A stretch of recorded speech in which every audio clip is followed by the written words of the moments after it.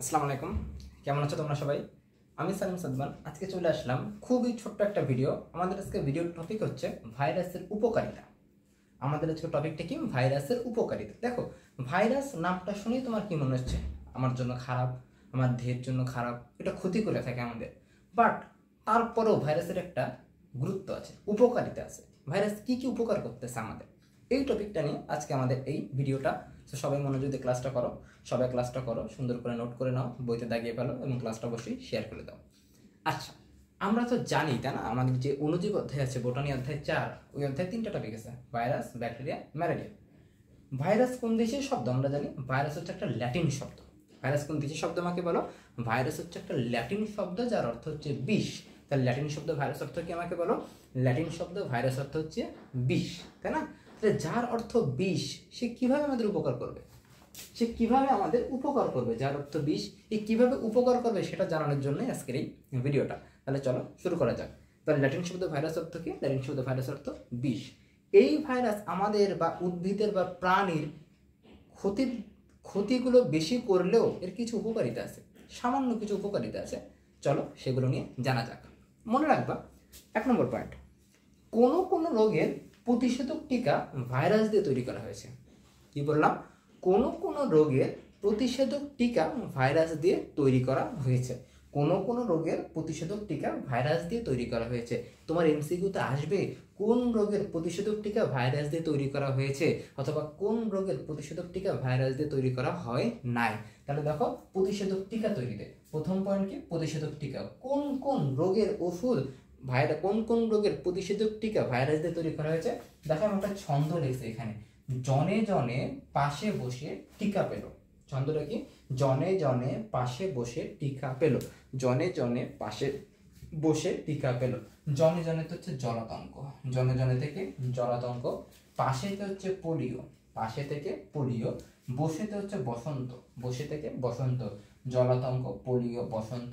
টিকা, এই টিকাতে হচ্ছে প্রতিষেধক টিকা। টিকাতে তোমার কে বলো? টিকাতে হচ্ছে প্রতিষেধক টিকা। পেলোতে হচ্ছে পেলেগ। এই চারটা রোগের প্রতিষেধক টিকা ভাইরাস দিয়ে তৈরি করা হয়েছে। এই চারটা রোগের প্রতিষেধক টিকা কোথা থেকে তৈরি করা হয়েছে আমাকে বলো? এই চারটা রোগের প্রতিষেধক টিকা ভাইরাস দিয়ে তৈরি করা হয়েছে। তাহলে ছন্দটা কি আমাকে বলো? জনে জনে পাশে বসে টিকা পেল। কি বললাম?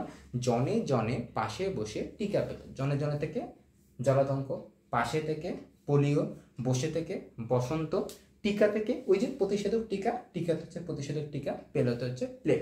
ক্লিয়ার? 2 নম্বর পয়েন্ট আসো, কোনো কোনো রোগের ওষুধ ব্যাকটেরিওফাজ ভাইরাস দিয়ে তৈরি করা হয়েছে। এখন ব্যাকটেরিওফাজ কি জিনিস?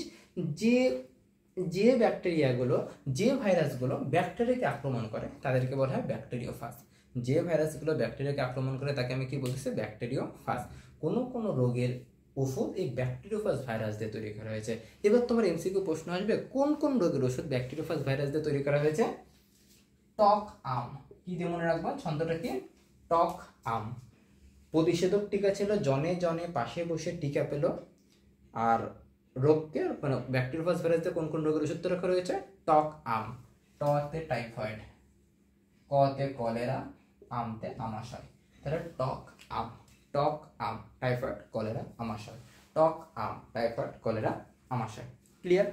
আচ্ছা, মার্কিন যুক্তরাষ্ট্রে কীটপতঙ্গনাশক হিসেবে, মার্কিন যুক্তরাষ্ট্রে কীটপতঙ্গনাশক হিসেবে কোন ভাইরাসকে ব্যবহার করা হয়েছে?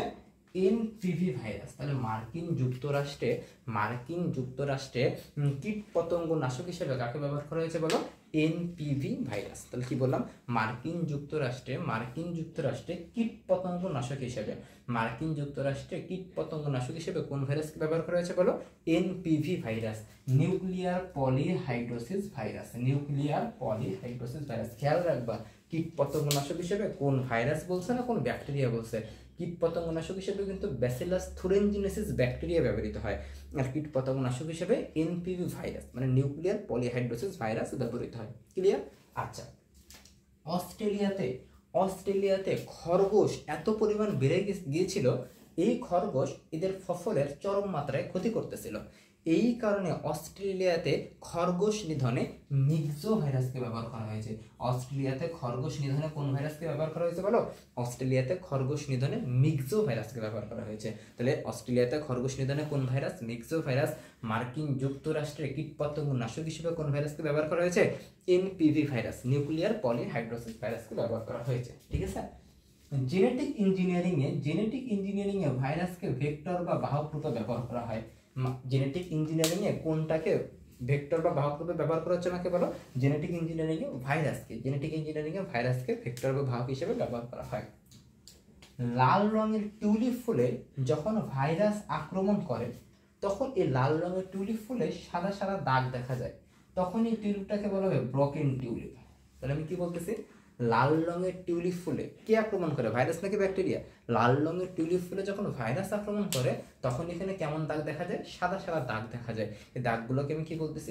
Broken tulip. তাহলে লাল রঙের টিউলিপ ফুলে যখন ভাইরাস আক্রমণ করে তখন এখানে সাদা সাদা দাগ দেখা যায়, দাগগুলোকে তখন এই টিউলিপটাকে তুমি কি বলতেছো? Broken tulip. এর সুবিধা কি? এই ব্রোকেন টিউলিপ ফুলে বা সাদা সাদা দাগ দেখা দিলে টিউলিপ ফুলের মূল্য এবং সৌন্দর্য উভয়ই বৃদ্ধি পায়, এটাই হচ্ছে উপকারিতা। তাহলে লাল রঙের টিউলিপ ফুলে যখন ভাইরাস আক্রমণ করে তখন এখানে সাদা সাদা দাগ দেখা যায়, যাকে তুমি কি বলতেছো? Broken tulip. ফলে কি মূল্য এবং সৌন্দর্য উভয় বৃদ্ধি পাচ্ছে। এটা বুঝতে পারলাম। 1 নম্বর উপকারিতা কি ছিল? জনে জনে পাশে বসে টিকা পেল। তাহলে এই রোগগুলোর প্রতিষেধক টিকা ভাইরাস দিয়ে তৈরি করা হচ্ছে। জনে জনেতে জলাতঙ্ক, পাশেতে পোলিও, বসেতে বসন্ত, টিকাতে প্রতিষেধক টিকা, পেলোতে প্লেগ। আচ্ছা, কোনো কোনো রোগের ওষুধ ব্যাকটেরিওফাজ ভাইরাস দিয়ে তৈরি করা হয়েছে, যেমন টক আপ, টাইফয়েড, কলেরা, আমাশয়। অস্ট্রেলিয়াতে খরগোশ নিধনে মিক্সো ভাইরাস। মার্কিন যুক্তরাষ্ট্রে কীটপতঙ্গ নাশক হিসেবে এনপিভি ভাইরাসকে ব্যবহার করা হয়েছে, নিউক্লিয়ার পলিহাইড্রোসিস ভাইরাস। এই ভাইরাসকে জেনেটিক ইঞ্জিনিয়ারিংয়ে বাহক বা ভেক্টর হিসেবে ব্যবহার করা হচ্ছে। লাল রঙের টিউলিপ ফুলে যখন ভাইরাস আক্রমণ করে তখনই সৌন্দর্য এবং মূল্য উভয় বৃদ্ধি পায়, যাকে আমরা বলি ব্রোকেন টিউলিপ। সো এই ছিল আমাদের ভাইরাসের উপকারিতা। আশা করি এই ছোট্ট একটা ক্লাসের মাধ্যমে এই টপিকটি তোমাদের জায়গায় বসেই মুখস্থ হয়ে গেছে, জায়গায় বসেই ক্লিয়ার হয়ে গেছে, এবং তোমরা জেনে আরও খুশি হবে এই টপিকটা থেকে কিন্তু অনেক এমসিকিউ প্রশ্ন আসে। তুমি তোমার বিগত বোর্ড কোয়েশ্চেন বা কলেজ কোয়েশ্চেন বা তোমার যদি কোয়েশ্চেন ব্যাংক বা যদি ভার্সিটি কোয়েশ্চেন ব্যাংক খোলো বা মেডিকেল অ্যাডমিশন কোয়েশ্চেন ব্যাংক খোলো, দেখবে এখান থেকে অনেক অনেক অনেক প্রশ্ন আসছে। সিকিউতেও কিন্তু এসে থাকে ভাইরাসের উপকারিতা উল্লেখ করো। সো সবাই ক্লাসটা করে ফেলো এবং বন্ধুদের কাছে বেশি বেশি শেয়ার করে ফেলো। Thank you.